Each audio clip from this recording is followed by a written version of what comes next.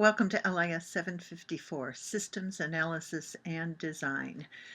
Today we are going to talk about project management. In this session we are going to define projects, define project management, think of the overarching elements of project management, how it can be used to help us achieve our goals, and what do we mean when we talk about a project plan? What are the components of a project plan? So first let's talk about a project. So the regular definition of a project is an individual or collaborative enterprise that is carefully planned and designed to achieve a particular aim. So this is important to think about. There are goals in a project, a particular aim. We want to have things, activities that are planned to achieve those goals. So even within the definition of a project, we're talking about managing the project, about planning and dealing with how to achieve our goals. Projects are often thought to be temporary. That is, they are of a specific duration. There's a beginning time and an end time, a set of resources that are applied to that. There's a scope, as we talked about before, that set of goals we want to accomplish. We normally think of projects as being something that is unique, that is not a routine operation. So in a library, a routine operational process would be something like cataloging books. Books are purchased and they're just the ongoing process. The stuff comes in, there's a process for doing it. There's no special, there's certainly a set of rules that you're supposed to follow, a process that you follow, but we don't think of it in general as a project. Now, there might be a time when we take, we get a specific, say we get a donor who gives a large set of books. That might be a special project. In business, in sales, we don't think of ongoing retail sales as a project. It's just the ongoing work. When we have a seasonal turnover from autumn to Christmas, that's a project. Right? We would have a specific set of things that we want to do. In education, the same thing. We don't think about teaching as being a project, but we can think about setting up a classroom at the beginning of the semester as a project. But systems work is often always, IT work, information technology work, is almost always thought of in terms of projects. That there's a unique set of things that must be done. It brings together project teams from multiple parts of an organization or perhaps different organizations, sometimes geographically dispersed, who don't normally work together to accomplish a unique task. There are operational, normal, routine functions that happen in IT organizations. Certainly being on the help desk is more routine. You get calls in, you answer the calls, those sorts of things. But creating new systems, implementing new systems are almost always considered projects. So within an IT environment, projects, understanding projects and how they work is a really, really, really important process.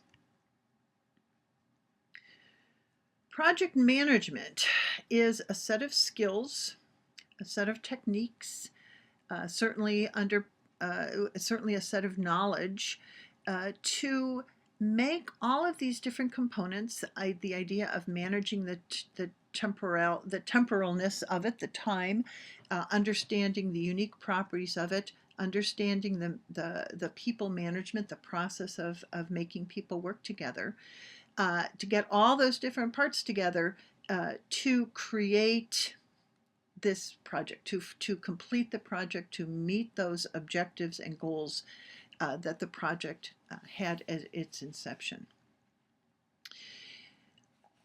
Most organizations consider project management to be a strategic competency That is a set of skills that is really important for the success of the organization, both in educational organizations, in libraries, in businesses.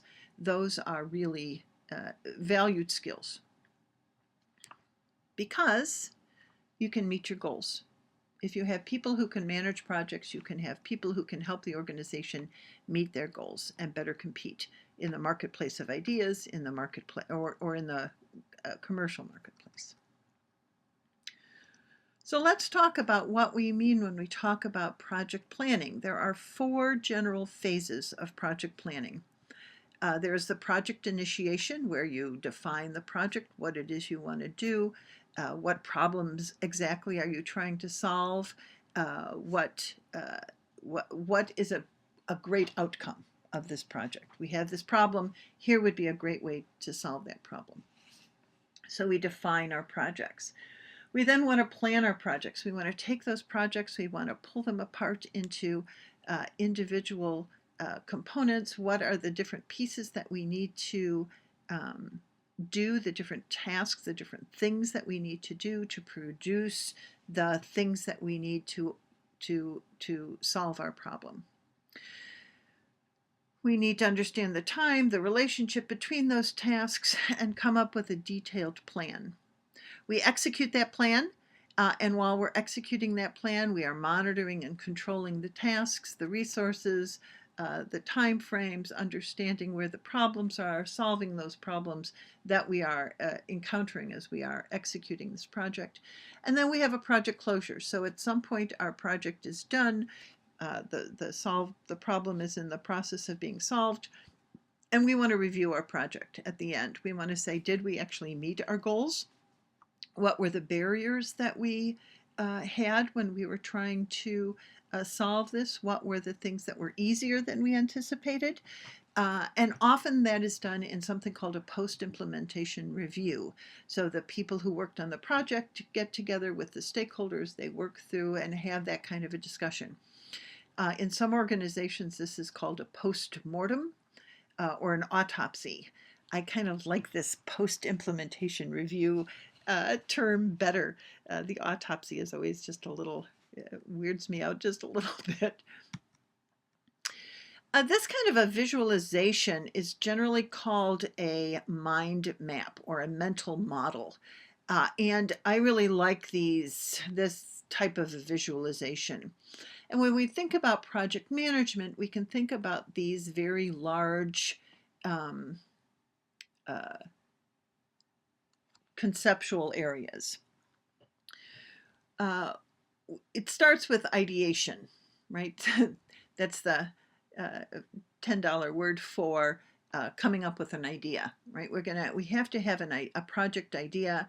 We want to be able to refine these ideas. We need to get approval. All of these are steps and processes within this process of ideation, in that project initiation phase. We create a set of deliverables. What are the things that we are going to produce out of this project? What definitions and scope, the tasks to complete each of these deliverables, and then we want to assign those deliverables. We also need to understand risk management. What could go wrong? Where are we vulnerable in this project? We'll spend some time talking about how we think about risk management as we go through this.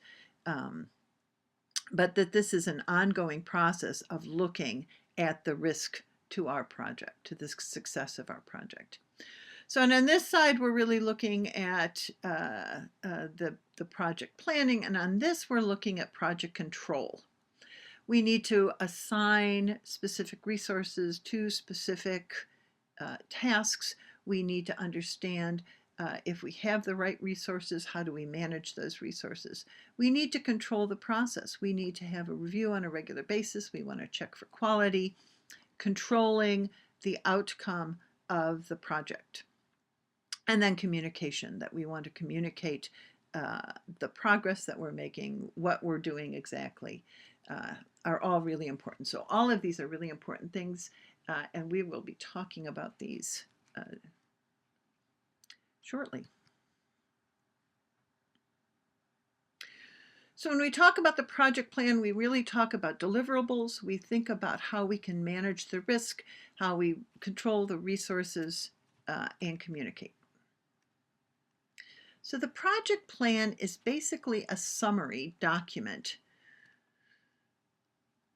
that shows us what are the essential elements of the project.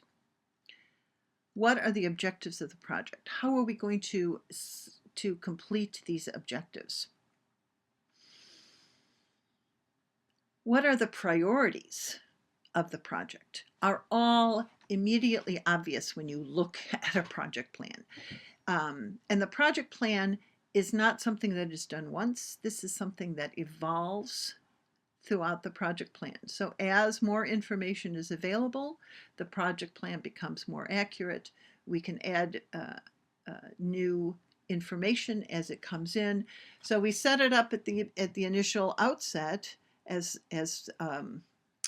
with the least amount of information, right? We don't know all that much about the project. We've decided on our deliverables. Those can change over time. We decide how much time something is going to take. We refine that as we get more information, as we figure out that this is actually harder than we thought, or that it was easier as we thought. So this is an evolving document, an evolving process throughout the entire project. So deliverables, these are the major components of the project. We want to get, so an example is the approved project proposal is one deliverable. Design documents are a deliverable. Specifications are a deliverable. The specific software components, hardware components. So maybe we need to buy new computers as part of our process. That is a deliverable of our project. Maybe we need to, design user interfaces for our end users, user interfaces for the staff. Those are deliverables as part of our project. These are continually refined during the project. We should have a good idea when we start, but it will become more and more clear, more and more well-defined as we progress. Risk management is an interesting process. This is one of my favorite things to think about as I develop a project plan. So what we want to do is identify where we think the probability of problems will arise. The more complex a process, the more complex a project, the more complex a deliverable, the more complex a problem that we want to solve, the more probability of risk of something bad happening. The risk increases with complexity. And so at each of these deliverables, each of these important tasks that we're going to do, we want to identify potential risks. So if we have, so as an example, I have a project where I need to develop a specific software component using a specific technology, say. And I only have one staff person who knows that technology. The risk is that that person leaves or that person gets sick. So how do I avoid that risk? How do I plan to mediate that risk? I want to mediate that risk. I can do that by training somebody else to on that technology. Or I have a project where we're going to, it's just a lot of programming. It's a whole new system. We have a ton of programming, and I'm worried that I don't have enough programmers. I have to then, early in the process, I have to go try to find more resources for my process. So if the risk is I don't have enough people, then I need to go to management. I need to find other ways that I can get enough resources to do the project. So as the project manager, that's my job. So risk increases with complexity, and we want to analyze the risk so that we can avoid the risk.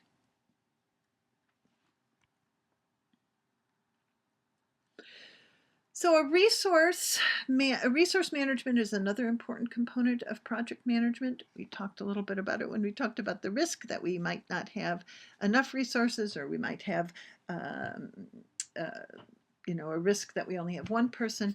But a resource can really be anything that's required to complete the task: people, hardware, software, office equipment, skills. And the job of the project manager is to make sure that we have the right resources at the right time. It doesn't do me any good if I have that programmer who knows that one specific technology, but it's not the right time to do that step. That step is dependent on something else, and so I don't have access to that person at the right time. So getting the right resources at the right time, which is why we do these kinds of plans.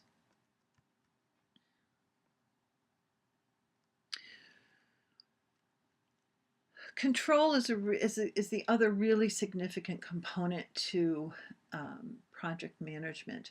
And the more complex a project, the more necessary control is. If it's just one or two people, we've worked together before, we don't really, we can work things out easily. But more people, more moving parts, means that we need to have more control. So, and knowledge is the key to control. So if we have a plan, we can know who is working on what. We can know the status of the deliverables. The data design is ongoing, right? So we can know that. We can know that it's got 2 weeks left to be completed. It can help us identify obstacles for the people who are working on the project. It can help raise issues that need to be resolved. And if we have planned this well, we can know who needs to approve a specific decision. The way to get the knowledge, for the project manager to have knowledge, is to have good communication within the team, to be able to talk with people, to understand where their obstacles are, to understand the status of these. The project manager only gets knowledge when people who are working on the project tells the manager, which means that the project manager needs to be open to both good news and bad news. So we really want to be, delighted when somebody comes and says, "Oh, I'm done 3 days early with my step." Terrific, that's fantastic. Or I solved that hard problem, fantastic. But we also need to be as equally open to hearing bad news, and that is harder to do. So if someone on the project comes and says, "I've hit this really big problem, I don't know how to solve it," the project manager needs to help that person solve the problem. If a team member comes and says, "I know I told you that it was going to be 10 days to do this project. It looks like it's going to be 30 days to get this component done," the project manager needs to say, "Yikes, how can we make that happen? What does that mean to the project? Are there resources I can get for you to help you do that a little faster? What does that mean for the rest of the project?" If the project manager blows up and screams at that person who comes to report the bad news, the project manager will no longer get bad news. That kind of information travels like lightning through a team. The team is unlikely to give the project manager enough information to actually have control of the project. So while we don't want to necessarily pat people on the back for saying that something's going to take 3 times longer than originally thought, the project manager needs to find a way to solve that problem that doesn't include breaking the chain of communication.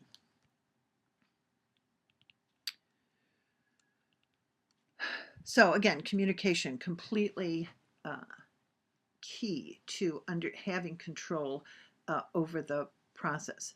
And we need both input as project managers, and we need to be able to communicate in an outgoing way. So we need to be able to get input from the administration of our organization about priorities, about constraints, and we need to be able to get input from our customers or patrons or users, whoever are the people who are actually using our systems,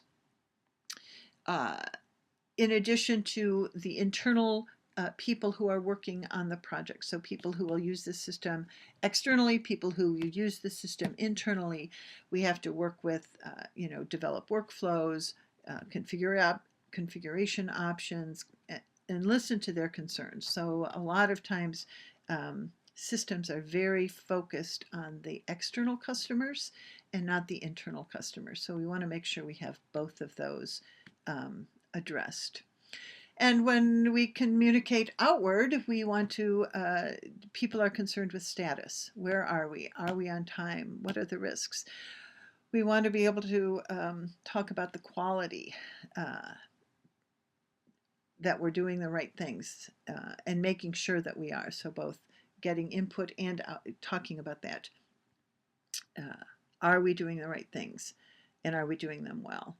And then making sure we know who needs all of this information. So the project plan documents the deliverables, gives us estimates of times, assigns resources to particular resources and dependencies.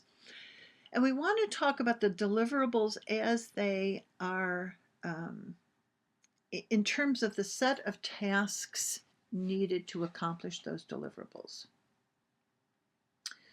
So the tasks. In some project management videos that you'll see, or in talking with people who do project management, this is often called a work breakdown. So we want to take the work that we need to do, and we want to break it down. It's the same thing. I like to talk about it in terms of tasks. We want to take those deliverables, we break them down into tasks. It's a practical unit of work. That is, we can't really break it down smaller, or it's not practical to make it smaller. We want a task to be sized that we can realistically and confidently estimate the amount of time that it is going to take to accomplish that. So if we have it in a small enough practical unit, it's more easily estimatable. We want things that can be completed in a reasonable amount of time. So some organizations have a benchmark for how to define tasks in terms of the reasonability of its time. So some say, I want something that can be done in 80 work hours, or in a reporting period, like 2 weeks or a month, so that we have control over the size of the tasks, which also is a way to help mitigate risks, right? So if a task is a 2-week task, and I can know when it's going to get in trouble. I can know it's in trouble earlier. So if a task is, a 3-month task, that's a lot of time to wait to know that something is in trouble. So some organizations say 2 weeks or a month. I've worked in organizations that did that wanted to have a task no larger than 2 weeks. And it's completely possible to define work and to divide large chunks of work into 2-week increments. We want to produce a deliverable that's measurable. So perhaps we're doing a large system, and we want to say it's going to take us 3 months to do the specifications. So I don't want to have a 3-month specification task. I want to say I'm going to divide my specification into chunks. So one of the specification units will be on system security. So I'll say I'm going to do the system security a set of specifications from this time to this time that'll take 2 weeks. And that's how we can produce a real deliverable that's measurable within a reporting period or within a set of time. And then there must be, and clearly there are dependencies between tasks, right? And I need to have those documented. It would be very hard for me to do the security specifications without knowing more about the overall functions of the system. So the security specification would depend on another section having been done previously. So we can think about dependencies in a couple ways. One is the first one, the causal or logical dependency, is what we almost always think about as a dependency. In this example, I can't edit a text before it's written. I don't want to pour concrete before the foundation is built. I can't start programming without having a data design. I can't start programming the interface without knowing what the interface should look like, right? Or what the functions are. So this is how, those are the primary dependencies that we see. But there are other dependencies, so resource constraints. So I have the one programmer who is expert in the one technology. So I have to build my plan around that person's availability, right?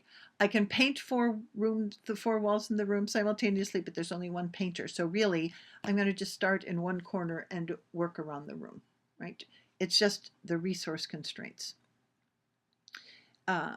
Or it's discretionary. So we're going to develop a section of the system that's for the external users and a component of the system that's for the internal users. And really, it doesn't matter which we do first. And so it's completely discretionary. So we can just pick whichever one we think is the most important. Or we pick the one that we think might be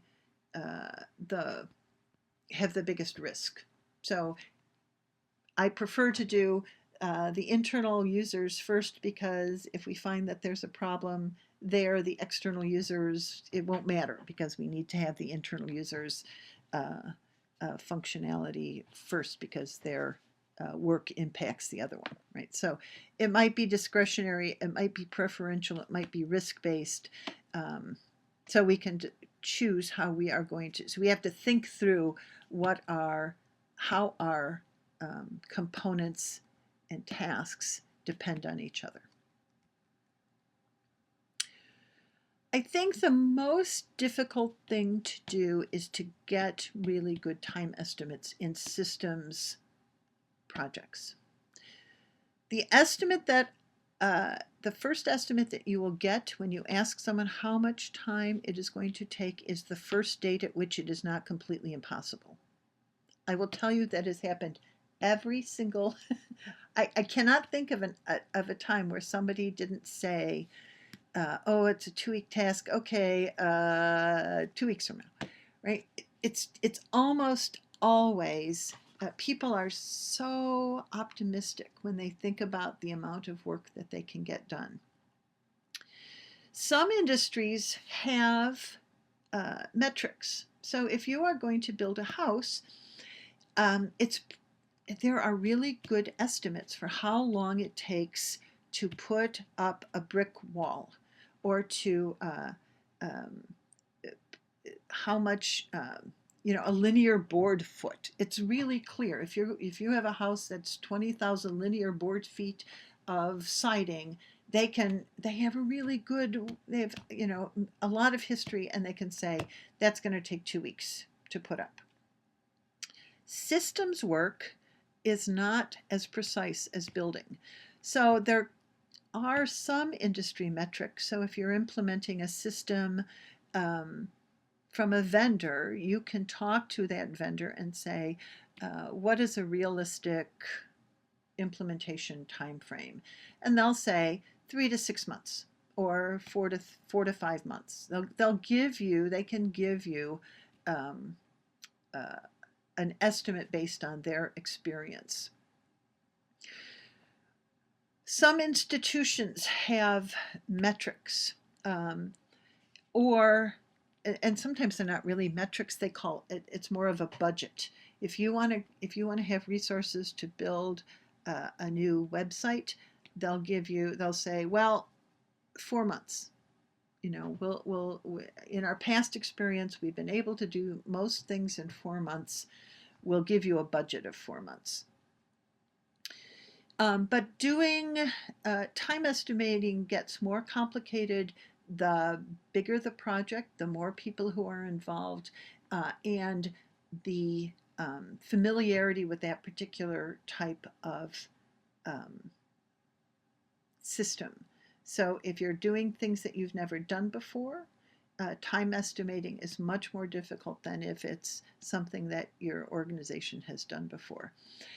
We have to build in contingency plans, meaning that we want to get time estimates from people. How long will it take you, Joe, to build this component? Or Mary, what do you think about the design for this? How long will it take? And we can get estimates. We need to increase those estimates. We need to challenge people. Is this realistic? If it's a 3-week project and you give me a date that's 3 weeks from now, we have to ask, are you going to take a vacation day? Are you going to work over the weekends? What is this? Let's be realistic about what other tasks and work are you doing so that we can get a really good date. We take those dates, we build in a contingency, we build in wiggle room, right? So if somebody tells me that something is going to take 10 days, I think, I bet that's going to be 15. I bet that's over spring break, so people are going to be gone. I know that he has children. I know that something's going to happen, so I'll give it 4 weeks, right? So we want to make sure that we can build in those kinds of contingency plans so that we aren't causing ourselves problems in the long term, that we have a realistic time estimate. So now we've got time estimates, we have resources, and we have tasks. So now the problem is scheduling. And scheduling is where everything sort of comes together. We have, this is the process of actually creating that plan. And there's an old saying that there's time, resources, and quality you can only control 2. The third is the natural outcome of the first 2, either choices or constraints. So if you have a requirement for very high quality and you have few resources, the outcome of that is that it'll take a long time. If you have a constraint that says this has to be done in time for our annual trade show, or this has to be done for the beginning of the semester, then you have a very hard time constraint. I have a need for high quality, then I'm going to need a lot of resources. It's just how this works. It's just the natural outcome of constraints and choices. And it's logical. It just makes sense. So we put this plan together based on our tasks, our resources, and our constraints.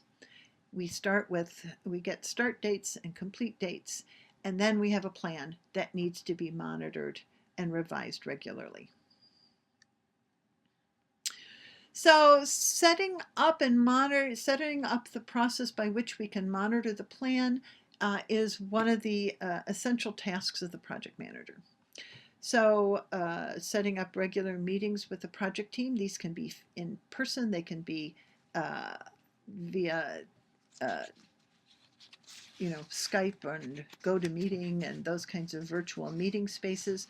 Um, but there have to be regular communication with the project team. It's really helpful to get the project team together to talk about things because issues come up at an amazingly frequent rate, and they come up more clearly and quicker when people are talking about it together. Um, so I worked on I don't know, hundreds of software development projects, and mostly it depends on the nature of the project, but somewhere between 2 and 4 week meetings. Some projects, when they were in the real heat of all the development, we met every week um, uh, to talk about where everybody is on all of their steps. In an hour, you can find out a lot. You can get a lot of information. A lot of things can be resolved. A lot of things can be shared. In addition to meeting with the project team, it's really great to meet regularly with upper management to provide information to them, to get feedback from them, to let them know where things are in particular so they have confidence that you're doing the right things, that you're working on the project. It's also good to have those regular meetings because it builds a rapport with upper management, and you can let them know when you think things might not be going as well as they could be.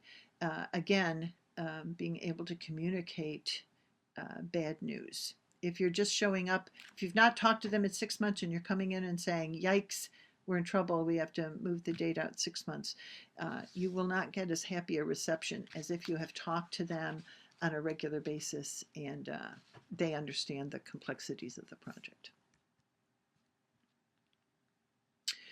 There's a couple of ways that we can think about planning projects, how we can think about looking at the schedule, looking at the long terms, monitoring this. One of them is called a critical path methodology. And this is something that we can do once we have the list of activities. We understand we have good estimates, we understand the time that each activity will take, and we know the dependencies. So we can develop a PERT chart that tells us the logical time and the most important tasks to be able to complete our project on time. So here's a PERT chart. We have task 10, which is going to take 3 months. We have task 30, that's going to take 3 months. So to get from task 10 to task 50 through this process is going to be 6 months. From task 10 to task 20 is 4 months. From task 20, to task 50 is 3 months. So we have a 7-month critical path here. And this is the long. We also have one here from task 10 to 30 is 3 months. Task 30 to 40 is 1 month. Task 40 to 50 is 3 months. We have another 7 months. So if this was the set of our tasks, our critical path is 10, 20, 50 for 7 months, 10, 30, 40, 50 for 7 months. We have 2 equal critical paths. This can be very useful.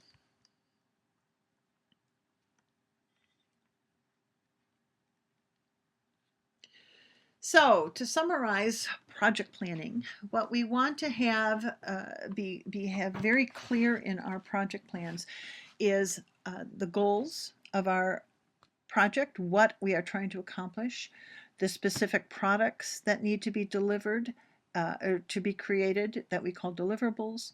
We have to have resources of who is going to work on the projects, how many resources are available, sometimes expressed as money. There are organizations that actually require, I've worked on those and they're really painful to do, that require that every deliverable have a dollar amount assigned to it. I really hate doing that. And a timeline.